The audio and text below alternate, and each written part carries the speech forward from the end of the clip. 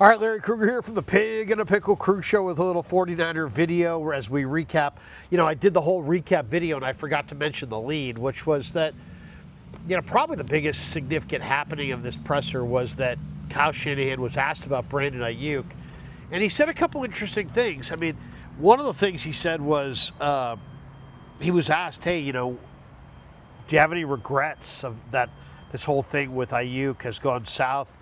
And he just basically said that, that Aiyuk got distant after he got hurt and that there wasn't any real communication between Shanahan and Aiyuk since the injury.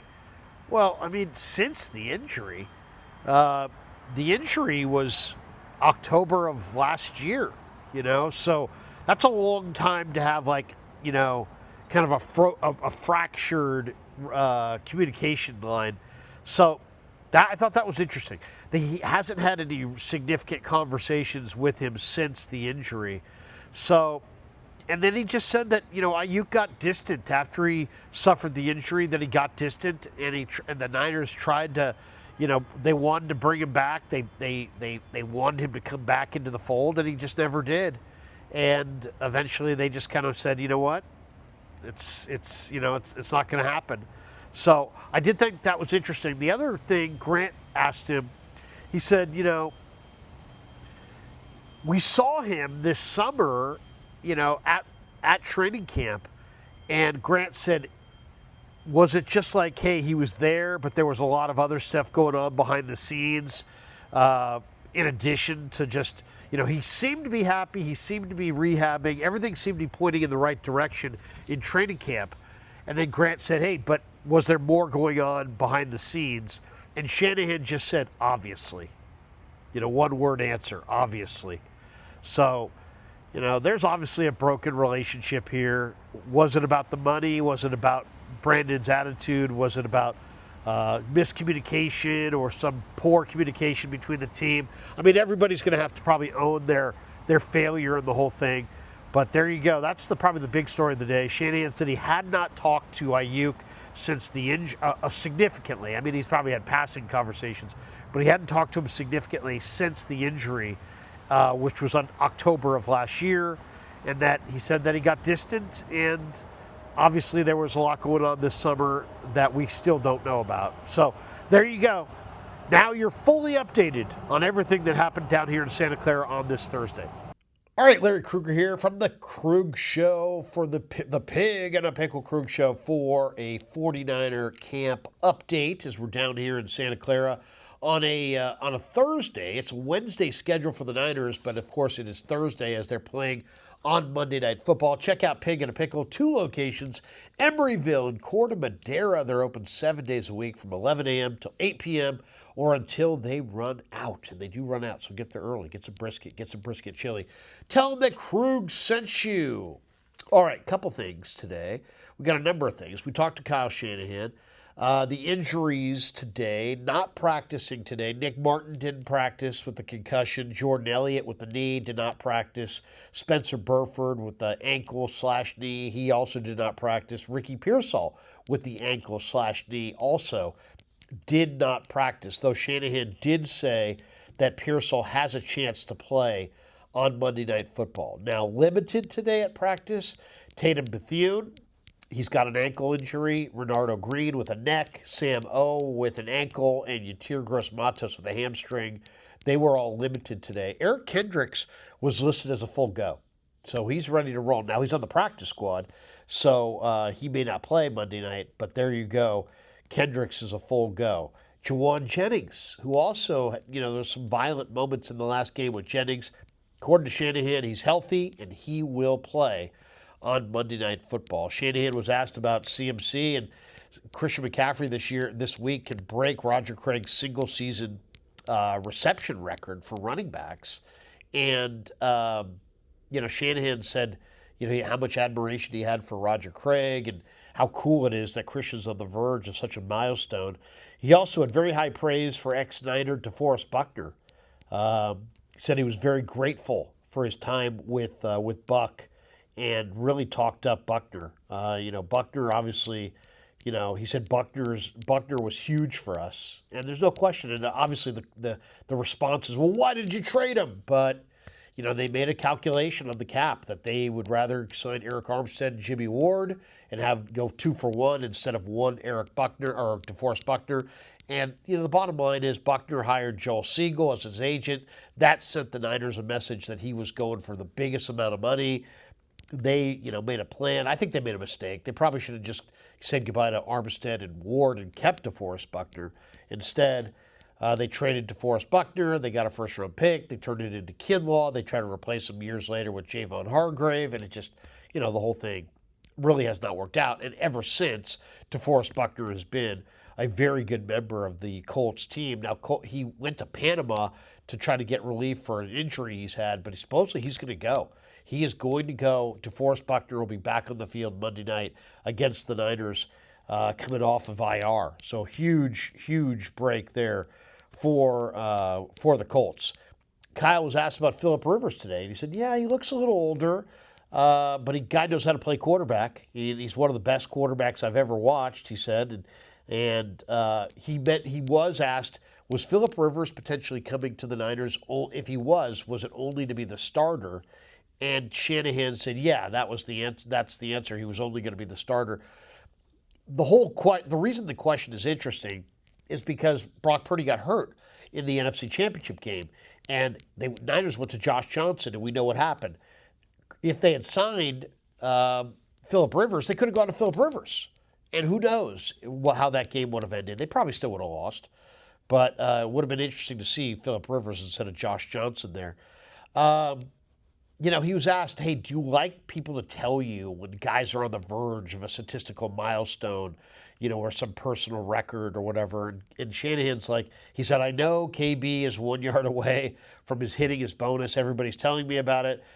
But he doesn't like when guys come up to him and talk to him about those, this guy needs this guy needs that, when he's calling the game. When the game's been decided, he doesn't mind that, but he doesn't want people coming up to him while the game is in, you're still in the fight, so to speak.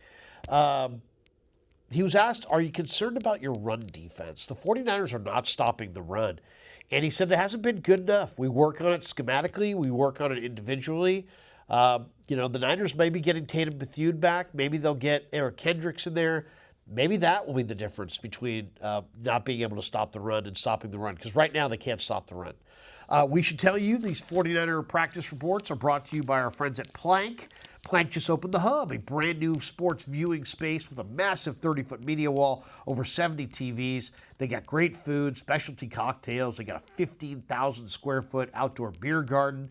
Bring the kids. They've got bowling, bocce, arcade games. If you're a Krug Show listener, you get 15% off of bowling, games, and food and non-alcoholic drinks through the end of the month of December. Where, if you want to host your holiday party there, that's a great place for it as well, whether it's for friends or family or your team at work. Check out Plank, plankoakland.com. That's plankoakland.com. And thanks to Plank for being a proud sponsor of the Krug Show. And it's a great spot, guys. If you haven't gone down there, it's a really, really cool spot. I just like it for the bowling and the beer, but, there's arcade games, there's great food. Check out plankoakland.com. All right, a couple other Niner notes from today. Indy, according to Shanahan, has a great offensive line. He said their wide receivers can really block. The tight end is very good. They're going to be a huge handful for the 49ers defensively. Can the Niners stop Jonathan Taylor? That's probably the biggest question of the entire game.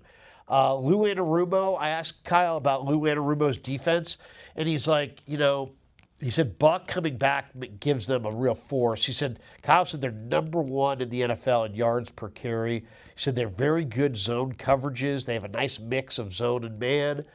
He thinks it's one of the best defenses they've gone against this year.